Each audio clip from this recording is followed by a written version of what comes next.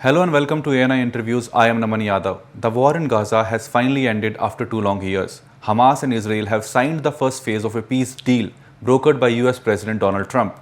But will this deal really bring peace or just a pause in the fighting? What lies ahead of Prime Minister Netanyahu's life politically? And what are the biggest challenges in implementing the Gaza peace plan? Joining us today is Professor Benny Morris, Israeli historian and author.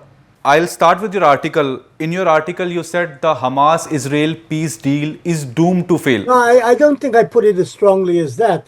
I would say there's a good possibility that it will fail. Okay, but you mentioned 3 points. You said it ignores deep ideological, historical, and political barriers on both sides. Can you describe one by one all these barriers that why it is likely to fail?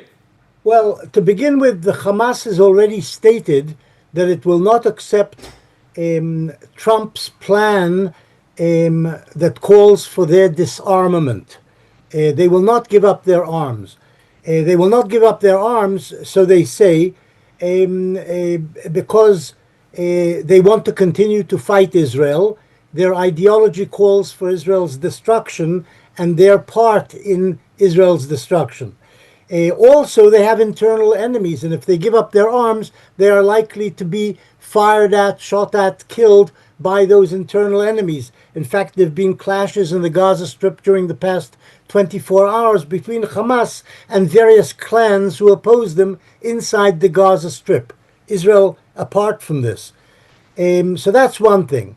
The second thing is the present Israeli government and most Israelis oppose the establishment of a Palestinian state. This is something which in some way is augured in the Trump plan. Netanyahu and his colleagues, and I fear most Israelis by now, believe that the establishment of a Palestinian state will be an existential threat to Israel's existence. This is partly due to believing that any Palestinian state will eventually be taken over by Islamists like the Hamas organization, because all recent opinion polls have shown that what the Hamas does and has done is supported by most Palestinians, both in the Gaza Strip and the West Bank. If Israel doesn't accept a two-state solution, the establishment of a Palestinian state next to Israel, I don't see how the Palestinians will give up their struggle against Israel. And also, as I say, I don't see how they will give up their struggle against Israel because they want Israel to be destroyed. They don't want Israel to exist. This is Hamas's public posture, public official position, and most Palestinians in their hearts also agree with this. They don't want Israel to exist. Critics in USA and Israel have been saying that Trump has given a lifeline to Netanyahu. Netanyahu was not successful in completely destroying Hamas in the last 2 years, and he was dragging the war and it was destroying US image globally and Israel's image globally. So he has been given a lifeline by Trump. Do you agree with that? Well, in some way that's true. It gave Netanyahu an out from pursuing the latest offensive he had launched to supposedly destroy the Hamas completely. Most Israelis opposed and oppose such a new offensive because it will end up with the death of a lot of Israeli soldiers and maybe the deaths of the hostages. That was the expectation. Also, some of Israelis are aware that a new Israeli offensive would probably end up killing lots more Palestinian civilians in the Gaza Strip. Again, something which will further undermine Israel's standing prestige position in the world, among the public in the West at least, in the Western states. So Netanyahu was willing to proceed with this new offensive. It began in September, but was reluctant to go through with it, and the army itself was opposed to launching this offensive. So probably he was happy that Trump sort of gave him this lifeline to get out of it. And I think he was also interested in appeasing the Israeli opposition, which has been pressing the hostage issue. I think Netanyahu understood that the hostages would not be saved by a new Israeli offensive. They would probably just die in the process of that offensive. So he had good reasons not to go forward with the offensive. Um, on the other hand, I think he understands, and this is my fear as well, that no one is going to disarm the Hamas. The Hamas will not give up its arms, will continue to rule over the Gaza Strip population, the 2.3 million Arabs who live in the Gaza Strip, and will eventually resurge. It will eventually revitalize itself. It will eventually import new weapons and induct new conscripts into its forces, and will again present Israel with a threat as it did on the 7th of October. So the problem will rebound and continue for Israel down the years. Professor, two questions I would like to ask. The one is, do you think that Israel's attack on Hamas leadership in Qatar, it weakened Bibi's position worldwide, it weakened his position in front of Trump's eyes also, and it pushed him to sign the peace deal? I think Trump is a man who likes success. Had Israel's strike in Doha, Qatar, killed the leadership of the Hamas as it was supposed to do, I think Trump would have been quite happy with it. He doesn't like losers. But when it failed, it embarrassed Trump because it was an attack on the soil of a Trump ally, Qatar, which is itself a problem. But Qatar is the main supporter politically and financially of the Hamas in the Arab world. So it's in some way ridiculous that Qatar is an American ally or a mediator between Israel and the Hamas. It's simply a Hamas supporter. There's an absurdity here. But in any case, the failure of the strike certainly embarrassed Trump and certainly embarrassed Israel, and in some way helped to solidify the Trump-Qatar connection alliance. Trump gave Qatar a security guarantee afterwards and publicly forbade Israel to again attack anybody on Qatari soil. And in some way this pressured Netanyahu also to accept the Trump plan. Where do you see Netanyahu's political future going on after this peace deal?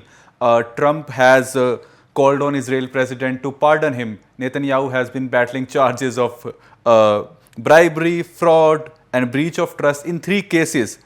Could such a pardon take place, and how do you see his political future shaping up? Well, given the nature of our President Herzog, whom I do not respect, he could well give Netanyahu a pardon, as Trump half-jokingly said in his address to the Israeli parliament, the Knesset, on Monday. But I'm not sure it's possible. I'm not sure that Herzog can overcome public feeling, which basically is detestation of the Israeli Prime Minister, of Netanyahu today. Most Israelis do not think he should be Prime Minister, do not think he's an honest man, he's a corrupt official, do not think he's very successful or competent. I mean, he showed total incompetence on the 7th of October and in the months leading up to the 7th of October, and should be, if you like, put on trial for his mismanagement of Israel up to and on the 7th of October. He, of course, casts off all blame. He says it's the army, he says it's the intelligence people who failed, not him. But most Israelis disagree. Most Israelis want the establishment of a judicial commission of inquiry, which I am sure will find Netanyahu supremely guilty of what happened and put the blame on him. So I don't think he has much of a future. I think there will be elections in the coming months, by October certainly. That's what Israeli tradition, we don't have a constitution, but that's what Israeli tradition says should happen. By October there must be elections, and all opinion polls show that he will lose in these elections if he runs at the head of the Likud.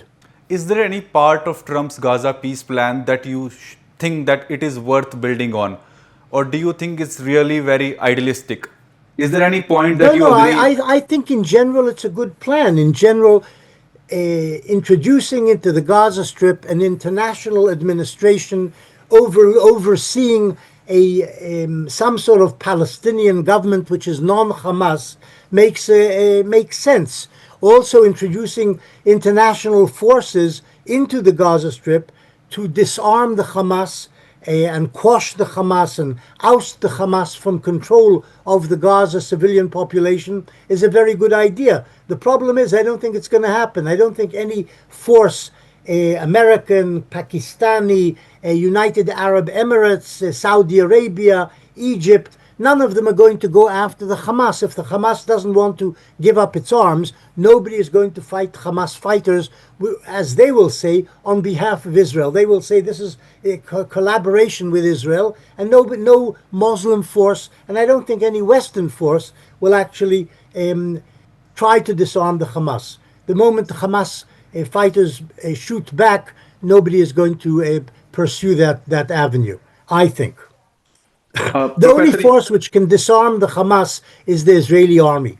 But this will require great sacrifice by the Israeli troops, a great sacrifice of civilians in the Gaza Strip, and further sacrifices of Israel's image abroad, because inevitably lots of Gazans will die. In your opinion, Professor, what has Netanyahu achieved in Gaza in the last 24 months in his war? What has he basically achieved? Look, certainly the Israeli government has limited, has restricted, has degraded Hamas's forces. I don't think they are now capable of mounting an assault as they did on the 7th of October. And also politically, they are isolated in the Arab world. All the Arab world practically has said Hamas should disarm and shouldn't control the Gaza Strip. At least they say so publicly. Qatar probably believes they should continue to rule the Gaza Strip, and maybe other Islamist elements in the Arab world thinks that Hamas should continue to rule in the Gaza Strip. But at least publicly, they all say Hamas should cease to rule. The question is, how does anybody uproot them from the Gaza Strip? I don't see how that happens. We have spoken about it. Hamas is not going to give up its arms. They are not going to disarm themselves. And Trump has also implied that he has given Hamas approval to act as a police force for a period of time. How do you think Netanyahu is going to see this? Because these are the latest developments that have been happening in the last 48 hours after signing the peace deal. Well, I haven't heard this business about Hamas being policemen, though they are acting like policemen in the areas Israel has vacated in the past 48 hours. I don't see this happening. I don't see the Hamas disarming. I don't see an international force going in and fighting them. And I don't see Israel renewing the war full scale against the Hamas. I don't see this happening. But who knows? Look, the Middle East always tends to surprise everybody. Professor, the mistrust is still there. It has been for decades. It is still there. No, it's even deepened. It's much deeper than it was 10 and 20 years ago. It is much deeper. How do you think this peace plan is going to be different? Shall I just say it is just a pause, not a peace in infighting? You're probably right that probably what we are witnessing now is a pause in the fighting. How long it's going to last, I have no idea. It may actually be a short pause. We don't know. But given what's happening, given the ideology or the ideologies on both sides, I don't see a peace occurring between Israel and the Palestinians in the coming years. I don't see it happening. Do you think Donald Trump deserves a Nobel Peace Prize for brokering the Gaza peace plan? I think he deserves a Nobel Peace Prize for making a real effort, and also at least partially succeeding. I mean, he has obtained the release of the Israeli hostages, something Biden was incapable of doing. He has obtained the release of many Palestinian prisoners on behalf of the Arab side, which I'm sure is appreciated by the Arab side. He has obtained a ceasefire at the moment, which is holding sort of during the last few hours at least. All of this is an achievement. Nobody believed this was possible. A few days ago, I'm not sure anybody thought it was possible to achieve the release of the hostages, for example. And it's happened. So he certainly deserves the Peace Prize much more than President Obama deserved it when he received it a few years ago for doing absolutely nothing. A couple of hours back, Donald Trump has said that a lot of people want to see two-state solution. A lot of people want to see one-state solution. We will have to see. And Trump administration has avoided to mention two-state solution. They have implied that Palestinian Authority and technocrats will be overseeing that everything. How do you see this? Well, Trump seems to have moved back away from his suggestion in his 20-point plan. Point 19 sort of said he hopes there will be a pathway here to a Palestinian state. Now he's saying, well, a Palestinian state, meaning a two-state solution or a one-state solution or any state solution, all of this is up in the air. I don't know what I support. That's what he's saying. So I think he's moved away from the two-state idea, which, as I said, is opposed by most Israelis. I think he understood this from his talks in Israel on Monday, and therefore he stepped away from this. That's how I see Trump at the moment. Trump doesn't have very solid views. He doesn't have detailed knowledge of anything, certainly not in the Middle East, and knowledge of the conflict requires years of study, and he may have given it a few hours of study, if that. Professor, it's a very personal question. How do you think October 7th attack, how it has changed the mindset of Israelis, including you? It's made Israelis much more suspicious of the Palestinians and more rejectionist of Palestinian efforts to achieve statehood. This is basic. I memean, if before the 7th of October there were 30% of Israelis or 40% of Israelis who thought maybe a two-state solution could work, the percent is much, much lower after the 7th of October. Many of the people slaughtered by the Hamas fighters on the 7th of October were kibbutzniks, members of the kibbutzim around the Gaza Strip, who were left-wingers, who supported a two-state solution. Most of those killed were civilians, kibbutz members who supported a two-state solution. I'm not sure if you go to these kibbutzim today and ask them, do they support a two-state solution? I don't think most of them will say yes now. And how do you justify the killing of women, children, and I don't justify it at all, on either side, except that there's a difference. The Hamasniks who invaded Israel on the 7th of October deliberately wanted to kill civilians and as many as possible and rape civilians as many as possible. This is clear that was their intention, and this is what they did. Israeli killing of civilians, and it's been on a much larger scale in the counteroffensive against the Hamas inside the Gaza Strip, where tens of thousands of civilians have been killed, is not deliberate. Israeli aircraft and artillery and tanks have gone after Hamas fighters. These Hamas fighters were embedded among the civilians in the Gaza Strip deliberately. The Hamas tunnels served only Hamas fighters. They did not allow civilians to enter into these tunnels to escape from the bombings.